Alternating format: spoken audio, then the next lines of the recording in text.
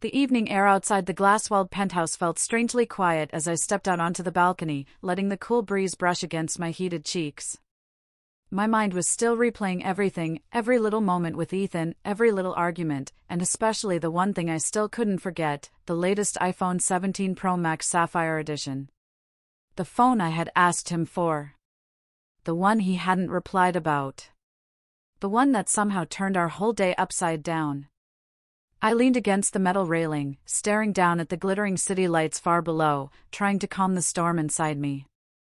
But the frustration kept bubbling up, not because of the phone, but because I couldn't understand what was going on in his head. Ethan was never the type to ignore me. Never the type to distance himself suddenly. And yet tonight, his silence felt louder than the traffic 40 floors below. I wrapped my arms around myself as memories flickered quickly in my mind. Just yesterday morning he was laughing, hugging me from behind while I made coffee, talking about new client deals and flights he needed to take. Every moment with him felt warm, steady, secure, like he was building a future with me. And now? Now it felt like something had shifted. Something he wasn't telling me. The sliding door behind me opened quietly. Anna. His voice was soft, too soft, almost hesitant. I didn't turn around immediately. I wasn't ready to face the expression I knew he would be wearing. That careful, gentle look he always used when he thought I was upset. He stepped beside me, close enough for me to feel his warmth but far enough to keep a boundary. "Why'd you walk away like that?" he asked, sounding genuinely confused. I let out a breath. "Because you just went silent on me. You could have at least told me what you were thinking." He ran a hand through his hair, the city lights reflecting on his sharp jawline and tired eyes. "I wasn't ignoring you, Anna. I just didn't know how to respond." His voice cracked slightly, not with anger, but with something I couldn't yet identify. I finally turned to him. "It was just a phone, Ethan. Why did you act like I asked for something impossible?" He shook his head instantly. "It's not the phone. It's not that at all." "Then what is it?" For a moment, he didn't say anything. He just stared at me like he was trying to read something deeper inside me, like my question carried a weight neither of us had acknowledged before. "I'm dealing with something," he finally said. "Something I'm not ready to talk about yet." My heart dropped a little. That wasn't the answer I expected. Before I could react, he stepped closer, not touching me, just close enough that the warmth of his breath brushed my forehead. "But you asking for the iPhone today," he whispered, it hit me at the wrong moment. It made me realize I might disappoint you in a way I never wanted to. His words sent a strange chill through me. Disappoint me? What could possibly be happening that would make him think that? I searched his eyes, trying to understand. But he blinked, looking away toward the city instead, like he was hiding something far bigger than a simple argument. "Ethan, talk to me," I said softly. He shook his head again. "Just give me one night. One night to fix what I need to fix." My breath caught. What did he mean by fix? Before I could ask anything else, his phone buzzed, a sharp, quick vibration. He checked it, and his entire expression changed. Tensed. Alert. Almost afraid. And then he whispered something I'd never heard from him before. "I have to go. Now." He squeezed my hand for a split second and rushed back inside, leaving me stunned on the balcony, my heartbeat echoing in the silence. Something was very, very wrong. And I was about to find out exactly what. The moment Ethan rushed out of the penthouse, the entire place fell into a silence that didn't feel natural. It felt heavy, almost warning me that something larger than our argument was unfolding behind the scenes. I stood frozen for a few seconds, my hand still slightly trembling where he had held it, his grip tight, like he wanted to say more but couldn't. The elevator dinged faintly somewhere below, reminding me he was already gone. I stepped back inside slowly, my eyes drifting to the place where he had just been standing. His favorite jacket was still hanging on the chair. His smartwatch still sat on the marble countertop. His half-finished espresso remained on the table. Everything felt so normal, except he wasn't here. I tried to shake off the uneasiness, telling myself he would be back soon, that maybe it was just a sudden business call or some urgent work crisis. But something about the way his expression changed when he saw that message, it didn't feel like work. It felt personal. Urgent. Dangerous. I walked toward his desk, glancing at the stack of unopened envelopes scattered across it, something Ethan never let pile up. He was meticulous, organized, always in control.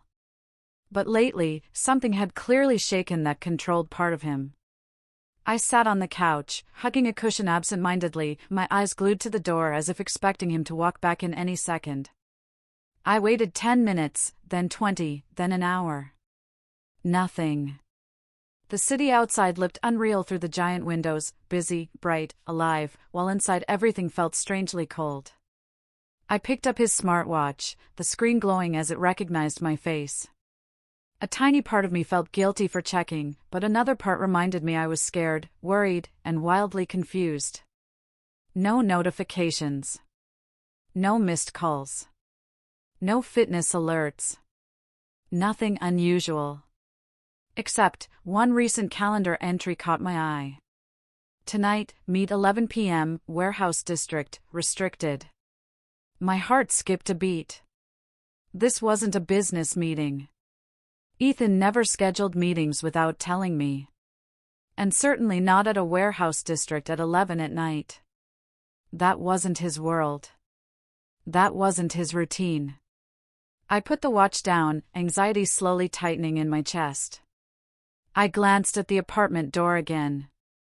11:47 p.m. He had been gone almost an hour. I tried calling him. No response. I tried again. Straight to voicemail.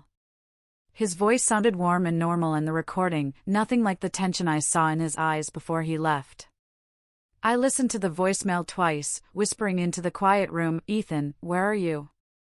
I stood and paced, the click of my heels echoing loudly. After a few minutes, the penthouse felt unbearable, suffocating almost, so I grabbed my bag and headed to the elevator. The city air hit me harder this time as I stepped outside, almost grounding me. I wasn't planning to follow him, but something in my chest wouldn't let me sit still. I opened the ride app on my phone, typed Warehouse District, and pressed confirm. The city lights blurred past as the car moved through the late-night streets. My stomach twisted with every passing minute, every turn the driver made. And just as we entered the quiet, shadowy industrial zone, my phone buzzed. A message. From an unknown number. My heart jumped. I opened it immediately. "If you want Ethan safe, don't call anyone. Don't tell anyone. And don't come here." My blood ran cold. I looked out the window at the dark warehouses ahead. I had already arrived. The message wasn't a warning. It was a trap. The moment I read that text, I felt something inside me shift. It wasn't fear anymore. It wasn't confusion. It was a chilling realization that whoever sent that message already knew exactly where I was and exactly what I was about to do. I stared out the car window at the long empty stretch of warehouses under flickering streetlights, and for the first time that night it hit me that this wasn't just about a MacBook or an argument or a misunderstanding. Something far bigger was happening to Ethan, and I had stepped straight into the middle of it.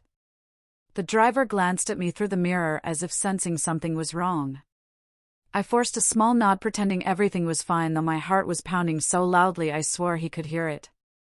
When the car slowed near the pinned location, I told him to stop before we reached the end of the road. He hesitated, but I paid quickly and stepped out, keeping my eyes on every shadow around me. The air felt different here, heavy, dusty, cold in a way that didn't belong to the city. I clutched my phone and looked around. The message said, "Don't come." But Ethan's absence screamed louder than any warning. I started walking toward the third warehouse, the one with the half-broken red door hanging slightly off its hinge. A faint humming sound echoed from somewhere inside, like machinery or maybe a generator. Every step felt heavier because a single thought kept circling my mind. Why would someone threaten me about Ethan? What was he hiding? And why did he leave so suddenly, like he couldn't even explain? Just when I reached the side of the building, my phone buzzed again. I froze. Slowly, I raised the screen. Another message from the same unknown number. Turn around slowly. My breath got stuck in my throat. I didn't move, not even an inch. The message wasn't typed like the first one. It felt rushed, almost like someone was shaking when they sent it. A second message appeared right after. Don't let them see you. Them. Not him. Them. I backed into the shadow of the warehouse wall and peeked around the corner. A black SUV was parked near the entrance. Two men stood outside dressed in dark jackets and earpieces, like security, but not the regular kind. Their movements were too sharp, too disciplined, too alert. They weren't waiting for Ethan. They were waiting for someone else. Maybe me. My chest tightened again as I tried to understand what Ethan had gotten himself into. Ethan, the man who surprised me with weekend trips and laughed in grocery store aisles and always told me I didn't need luxury to feel valued. That same Ethan was involved in something secret enough to draw attention from people like this. A sharp metallic sound echoed inside the warehouse, like a gate being dragged or something heavy being locked. One of the men stepped inside, talking softly into an earpiece. The other stayed near the SUV, scanning the area with slow, calculated movements. My hands were shaking now, but I couldn't leave. Not without knowing if Ethan was in there. I crouched behind a stack of crates, and in that moment I felt my entire world balancing between fear and determination. Whatever was happening wasn't an accident. Someone had been watching him. Maybe watching us. Another message buzzed. If you care about him, stay hidden. This time my breathing stopped completely, because beneath those words there was a second part written in tiny spaced letters, like the sender didn't want someone else noticing. He's in danger. And so are you. My heart dropped. Before I could respond, I heard footsteps approaching fast. The moment I heard my own name whispered in the dark, I knew I wasn't alone. I froze where I crouched, because that whisper wasn't loud, but it was close enough to sink straight into my spine. I turned slowly, expecting to see one of the men from the SUV or someone working with them, but what I saw instead made my breath lock tight in my chest. A small shadow moved behind the crates, and before I could scream, a hand pulled me deeper into the corner. I almost pushed back until a familiar voice whispered again, but this time it trembled like it had been holding fear for too long. It was Ethan. He looked exhausted and shaken, and nothing like the calm, confident man I had last seen 2 days ago. His clothes were dusty, his hair messy, and his eyes wide with something between panic and guilt. He pressed a finger to his lips, begging me not to speak. I nodded, even though my heart was beating hard enough to break. He leaned close and whispered so softly I barely heard him. He told me I shouldn't have come here and that he tried to stop me, but he didn't have his phone. He said the messages weren't from him but from someone trying to help him escape. I searched his eyes, trying to understand, because nothing made sense. Why was he hiding here? Why were men outside waiting like guards? And what danger was he talking about? He grabbed my hand tightly and pulled me further behind a row of metal shelves where we were covered by shadows. He kept checking around like every sound meant danger. I wanted to ask 1,000 questions, but I stayed quiet, letting him speak at his pace. He told me that the job offer he accepted weeks ago wasn't what he thought. They promised him a tech development role, but once he signed the contract, they started forcing him to work on something confidential, something that could track personal devices, including laptops, phones, and even upcoming Mac systems. He said he tried to quit, but they threatened him with legal action, then financial pressure, then something worse. I felt his hands shake while he talked, and it made every word heavier. He said he finally decided to run 2 nights ago, but someone inside warned him that the organization he worked for didn't let people walk away. That's why he disappeared. That's why he didn't want me involved. But when he heard they had tracked his location through a security badge, he panicked because he thought they might use me to lure him back. My chest hurt hearing all this because I came here thinking he was hiding something from me, but the truth was he was trying to protect me. I squeezed his hand, but before either of us could speak, we heard footsteps inside the warehouse. 2 men were talking about checking the back rooms. Ethan's face went pale. He whispered that they were doing a sweep and if they found us there wouldn't be time to escape. He pointed to a broken ventilation panel behind the shelves and told me we had only seconds to crawl through it before they reached us. I took a deep breath and followed him even though fear was wrapping around me like cold air. As we crawled into the narrow space, I heard the warehouse door slam and one of the men shouted that they saw movement. I didn't look back. I just followed Ethan into the darkness ahead. I thought the darkness behind us was the worst part until I heard someone crawling after us. The moment that sound reached my ears, everything inside me tightened. Ethan turned his head just enough to meet my eyes, and I didn't need words to understand what he was thinking. Someone had followed us into the vent, and the narrow metal tunnel meant we had nowhere to run except forward. Ethan whispered for me to keep moving no matter what. I nodded and kept crawling, trying to keep my breathing quiet even though my heartbeat felt like it was echoing through the metal walls. The vent was tight and dusty, and every movement sent small vibrations through the structure, making me worry whoever was behind us could track exactly where we were headed. Ethan kept glancing over his shoulder, checking the distance, but the noise behind us grew louder, like whoever was coming wasn't hiding anymore. They were coming fast. Ethan whispered that he knew the vent system and that if we reached the left junction we could drop down into a maintenance room that connected to another exit. I pushed myself to move faster even though my knees ached against the metal. When we reached the junction, Ethan kicked the old grate until it loosened, then dropped down first. He caught me as I slid after him and helped me land quietly. The room was small with a flickering bulb and shelves filled with tools and spare parts. We barely had time to breathe when we heard the vent grate scrape above us. Someone was right there. Ethan grabbed my hand and pulled me toward a narrow hallway at the back. The door at the end of the hallway was locked from the outside, but Ethan found a metal rod on a shelf and jammed it between the latch, forcing it open. As soon as we stepped outside, a burst of cold air hit my face, and for a moment I felt relief until Ethan pulled me behind a parked truck and pointed ahead. The 2 men from earlier were scanning the area with flashlights, talking about blocking the main exits so no one could escape. Ethan whispered that these men weren't regular employees but enforcers hired to keep everything under control. He said the project he was working on wasn't just tech, it was something that could track people in real time using any connected device. When he refused to continue, they threatened to frame him for stealing confidential data. They wanted to trap him, and now they wanted to capture both of us. I felt anger rise in my chest because all of this started from something as simple as me asking him about the MacBook Ultra. I had no idea what he was carrying on his shoulders. I grabbed his hand tighter and told him we would get out together. He looked at me with tired eyes, but there was hope inside them too. We moved along the shadows, carefully staying hidden from the men with flashlights. Ethan said there was one more exit through a loading ramp, but getting there meant crossing open space with almost no cover. Before I could answer, we heard a loud metallic clang behind us. They found the vent. They knew we were out. Ethan whispered that we had to run now or we'd lose our chance. I took a breath and nodded because there was no turning back. I didn't realize the real danger wasn't in front of us, it was standing right behind me. The moment Ethan whispered that we had to run, my legs moved on their own. We slipped up from behind the truck and sprinted across the dimly lit loading zone, keeping our heads low.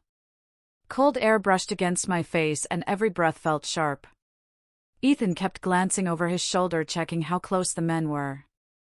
I focused on matching his pace, trying to ignore the pounding in my chest. Halfway across the open ground, I felt a strange chill creep down my spine.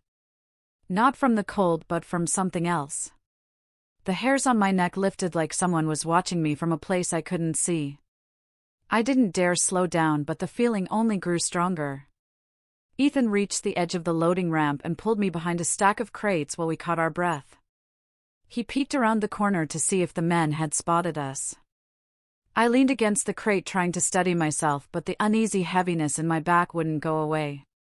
Ethan whispered that the exit door was just 30 feet ahead, but there were cameras facing it. He said if they saw us on the feed they'd lock the entire facility.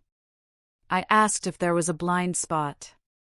He nodded and pointed to a narrow path along the wall that we could crawl under as long as we stayed flat. It would be tight but possible. I agreed even though the idea made my stomach twist. We dropped onto the cold concrete and started sliding forward. The ground smelled of dust and oil, but staying hidden mattered more than comfort. Ethan moved first and I followed close behind him, keeping my body pressed low. When the flashlight beam swung across the yard, I held my breath, praying they wouldn't look down. Just when we cleared the cameras and reached the shadow of the exit door, I felt a warm breath behind my ear. It wasn't the wind. It wasn't my imagination. Someone was standing right behind me. I froze. My heart thudded so hard it hurt. Ethan noticed my stillness and turned slowly, his eyes widening at something over my shoulder. Before I could react, a hand grabbed the back of my jacket and yanked me upward. I stumbled and tried to break free, but the grip was strong. Ethan lunged forward, trying to pull me away, but the man holding me twisted me aside and stepped between us.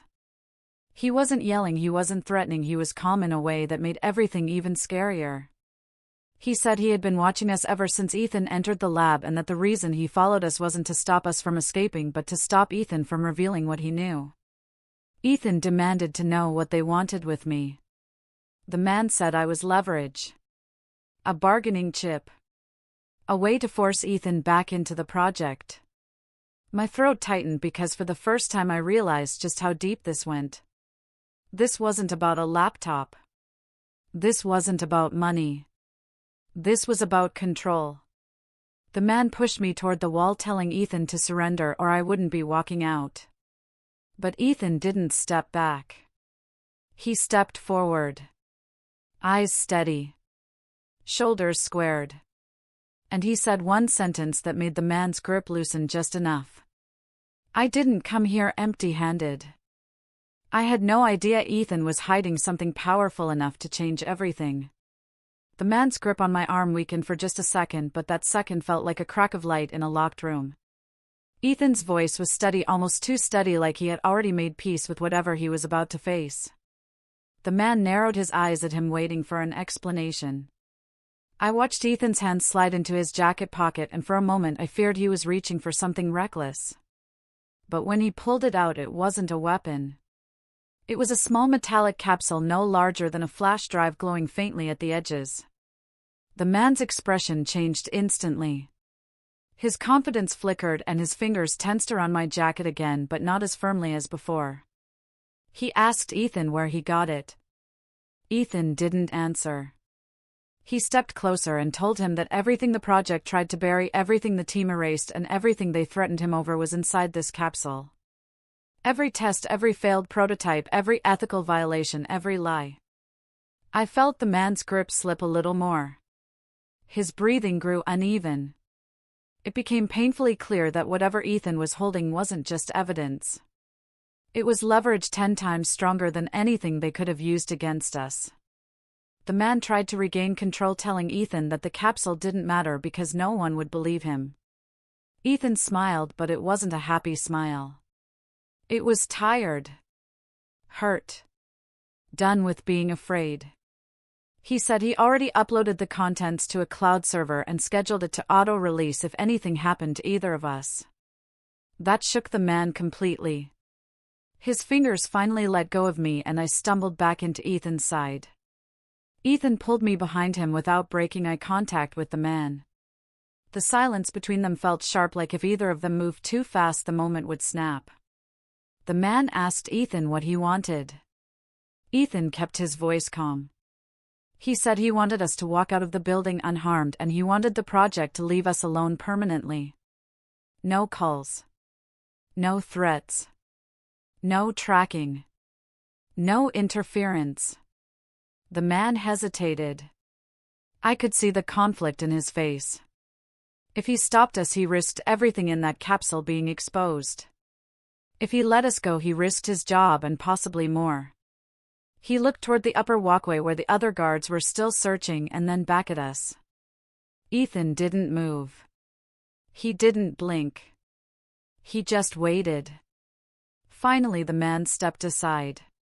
Not fully, but enough to show he wasn't going to grab me again. He warned Ethan that walking away wouldn't fix what he had started.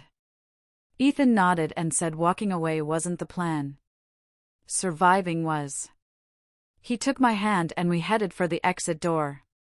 Every step felt heavy, like the air was thick with things unsaid. When we pushed through the emergency door, the cold night hit us instantly. For the first time in hours, I felt like I could breathe again. But as we stepped into the parking lot, Ethan whispered that we had one more problem to deal with. And it wasn't behind us. It was waiting right in front of the car. I thought the danger was behind us, until I saw who was standing in front of the car. I froze the moment my eyes landed on the figure blocking our way. For a heartbeat, my mind couldn't process who it was, because the last person I expected to see in that place at that hour was Ethan's older brother Lucas. He stood perfectly still, his hands shoved inside his coat pockets, his face unreadable in the dim parking lot lights. Lucas was never the loud type, never the dramatic type, and never the type to show up anywhere without a reason. Which meant his presence right now wasn't an accident. It was a warning. Ethan tightened his grip on my hand just slightly, but enough to tell me he wasn't surprised. That worried me more than seeing Lucas there. Lucas didn't move. He didn't greet us. He didn't smile. He just stared at Ethan in a way that made the air feel colder than the night around us. When he finally spoke, his voice sounded calm yet heavy, like he already knew the answer to the question he was about to ask.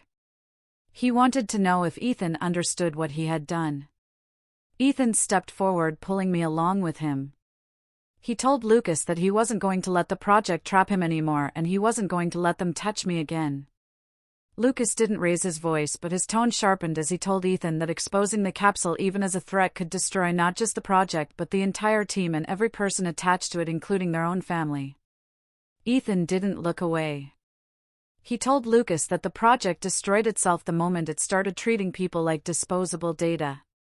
Lucas let out a slow breath, and for a moment I saw the crack of conflict run across his expression. He wasn't there to intimidate Ethan. He was there to protect him.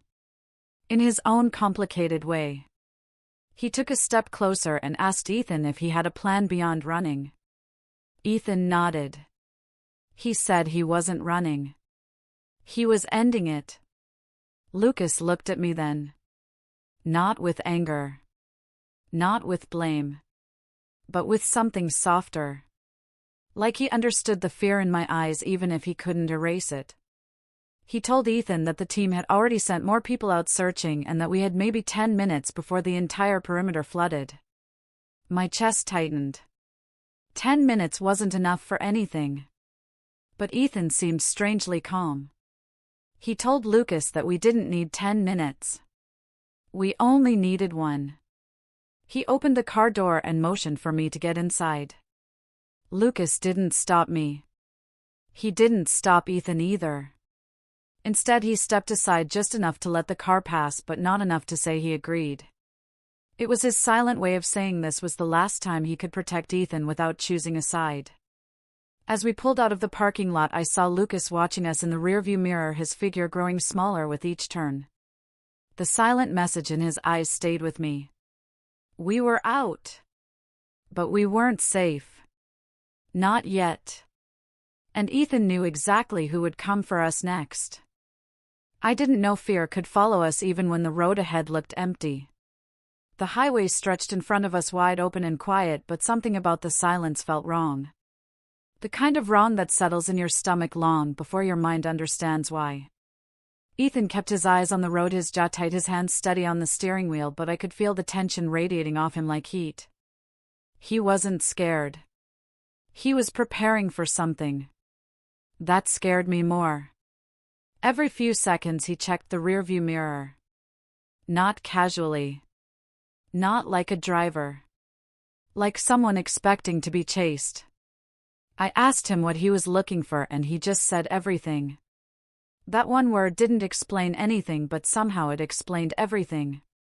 I turned in my seat and looked out the back window. Nothing looked unusual. No headlights rushing up behind us. No strange shadows. No cars weaving through lanes. Just a quiet highway fading into the night. But something in Ethan's voice told me the danger wasn't on the road. It was in the timing. He finally spoke again, telling me that once the team realized the capsule wasn't on site, they'd track every possible escape path, and the highway was the fastest route. Which meant it was the first place they'd check. I asked him what the capsule even contained that made them this desperate. He hesitated for a moment, then told me the truth. The project wasn't just about advanced hardware or experimental tech. It was about behavior adaptation data collected from real people without consent. People who thought they were participating in harmless research. People who trusted the system. Ethan said they were building predictive emotional models capable of mapping how someone's mind would react under stress, fear, pressure, or manipulation. When I asked him why that mattered, he said quietly that whoever controlled those models could predict someone's decisions before they even made them. That's when I finally understood why the capsule was terrifying. It wasn't the documents. It wasn't the prototypes. It was the proof that the project wasn't creating technology. It was creating control.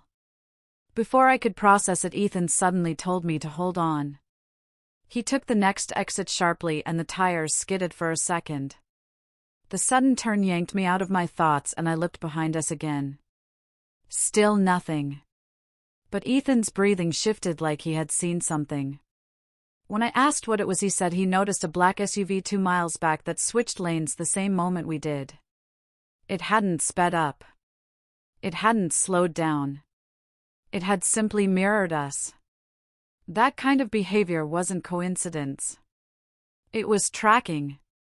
Ethan made another turn into a darker side road surrounded by fields and industrial buildings.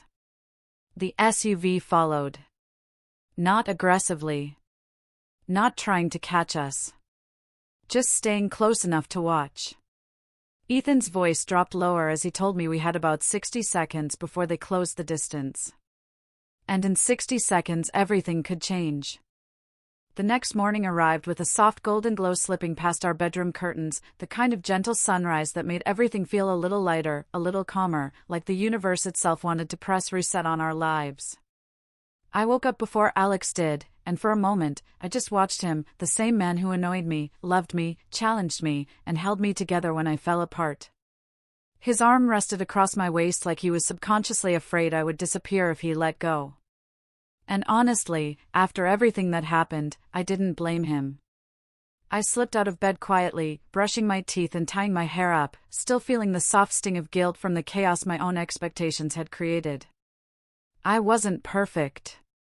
I had pushed him. I had demanded too much. But he also wasn't perfect either. He had reacted out of fear, not thought. And relationships were messy like that. No one wins alone. When I stepped back into the bedroom, Alex was awake, sitting at the edge of the bed with his hair totally messed up and eyes still sleepy. But the moment he looked at me, something warm, something peaceful passed between us. "Come here," he whispered. I walked over, and he pulled me into his arms like it was the most natural thing in the world. That one embrace said everything, the apology, the forgiveness, the promise. "I'm sorry," he murmured first. "I should have been honest. I should have trusted you instead of assuming the worst." "I'm sorry too," I said, burying my face into his shoulder. "I pushed you way too hard. I made the MacBook feel like a priority when it should have been us." He pulled back slightly, cupping my face with both hands. "You're my priority. You always were. But I don't ever want to lose you over misunderstandings. Not again." My chest tightened, the good kind, the emotional kind, the kind that reminded you that love wasn't about big grand gestures, it was about small moments like this. We stayed like that for a long minute before he stood up, walked to his closet, and pulled out a sleek silver box wrapped in a matte black ribbon. My eyes widened instantly. "Wait, is that?" He smiled. "Open it." My hands trembled as I untied the ribbon and lifted the lid. Inside sat the brand new MacBook Ultra, shining like it came straight out of a luxury commercial. My breath hitched. "Alex, why?" My voice cracked a little. Because I want to, he said simply. Not because you demanded it. Not because you pressured me. But because I know it'll make your content, your dreams, your work even better. And because I love seeing you happy. Tears filled my eyes before I could stop them. Not because of the gift, but because of the way he said it. With sincerity. With love. With pride. I threw my arms around him, holding him tight. Thank you, not just for this, but for everything. He kissed my forehead gently. We're a team, remember? I nodded, smiling through the last tear that slid down my cheek. By afternoon, we were curled up on the couch together, my new MacBook Ultra open on my lap, Alex's head resting on my shoulder while I edited my next video. Our playlist played softly in the background, the room warm and peaceful, everything finally aligned again. And in that moment, I realized something powerful. I didn't just get the MacBook I wanted. I got the relationship I needed. A relationship built on honesty, effort, growth, and a love that only got stronger through the chaos.